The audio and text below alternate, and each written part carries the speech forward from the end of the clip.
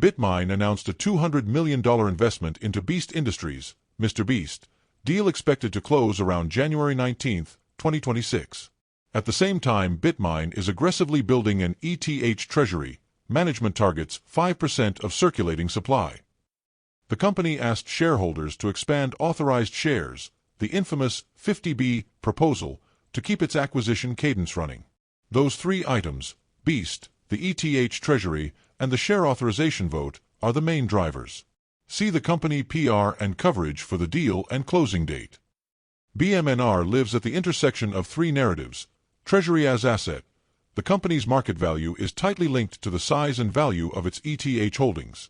If ETH rallies, Bmnr's NAV looks better. If ETH crashes, the weakness stings. Distribution optionality. Beast, the $200 million into Beast Industries, buys a strategic tie with a creator who reaches hundreds of millions.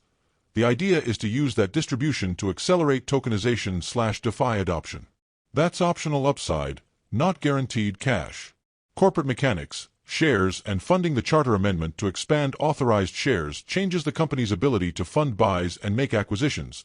It's a governance lever that alters dilution risk. Those three things explain why Bmnr behaves like a high-beta crypto proxy instead of a steady cash flow compounder. The $200 million Beast deal, what it really is and isn't. Short answer, it's a strategic optionality bet. Bitmine's press release and media coverage make 2 points. Beast Industries has enormous distribution among Gen Z/Alpha. Beast is moving toward consumer financial services. Bitmine brings an ETH treasury and staking/DeFi know-how. Put them together and the pitch is tokenized financial products distributed via an attention juggernaut. That could be huge, or a lot of marketing noise. Why it matters now? The deal's timing, right before/around the shareholder meeting where the company asked to expand its authorized shares, raised eyebrows. That's not necessarily malicious. Management says the share increase is required so ETH accumulation doesn't pause once the current authorization runs out, but optics and terms matter. Company PR and Business Insider summarized the investment and the closing timeline. The ETH treasury, numbers that move the needle. This is the engine. Bitmine has been rapidly accumulating ETH. The company reported holdings around 4,167,768 ETH, which management says is roughly 3.45% of circulating supply, figures released in recent corporate updates. That's enormous for a single public company and explains why many investors view Bmnr as a lever on Ethereum's price. If ETH doubles, Bmnr's NAV per share can surge, provided dilution is controlled. CoinDesk and the company filings/PRs have the holding figures and the percent of supply estimate. Owning Bmnr is like owning a warehouse full of gold bars, ETH. You still need to pay for the warehouse, and if you build a fancy attached shop, Beast Products, you hope the shop draws more buyers, but the bars are the main value. By the way, if you are getting value from this video so far and want more like this, please like the video, it means much to us, and hit the subscribe button, and comment the word more. Just go ahead and type the word more so I know. Now that you have commented, let's continue. Fundamentals. Why Bmnr isn't a cash flow compounder. Remember the difference between an operating business and a treasury play. Bmnr is loss-making on GAAP operating metrics in the sense that the equities narrative relies on NAV and crypto asset performance more than stable recurring operating profits. You mentioned EPS is almost equal to -0.93 and negative PE. That's consistent with a story stock profile. Street coverage is thin, a couple of by analysts versus third-party grades in the D+/strong sell camp. That mismatch explains whipsaws, one positive note and the stock rockets, one negative note and it tumbles. Put bluntly, Bmnr behaves like a high-beta crypto ETF with a CEO. If you want steady cash flow, look elsewhere. If you want leveraged ETH exposure plus corporate optionality, this is a ticket, with governance/dilution risk attached. What does Bitmine actually do with ETH plus Beast? There are two practical paths to value. NAV play, pure treasury accumulate ETH, stake it to earn yield. Bitmine says its Maven staking solution will help scale staking operations. As ETH price rises, NAV per share increases. This is the simplest path. Distribution and product play. Beast plus DeFi use Beast's audience to distribute tokenized products, loans, loyalty tokens, savings, NFTs with utility. Bitmine supplies capital, staking infrastructure, and credibility. Beast supplies eyeballs and engagement. If Beast's products monetize well and are on-chain on ETH, Bitmine could get fees, token allocations, or revenue shares beyond NAV changes. Important, the Beast move is strategic optionality, not an instant revenue machine. Treat it like buying a billboard and a possibility of building a store next to it. Great if the store sells, that could soar it to $9,500, not magic if it doesn't. The governance question: authorized shares and dilution. The company requested a large increase in authorized shares, from a small number to 50 billion per filings/press.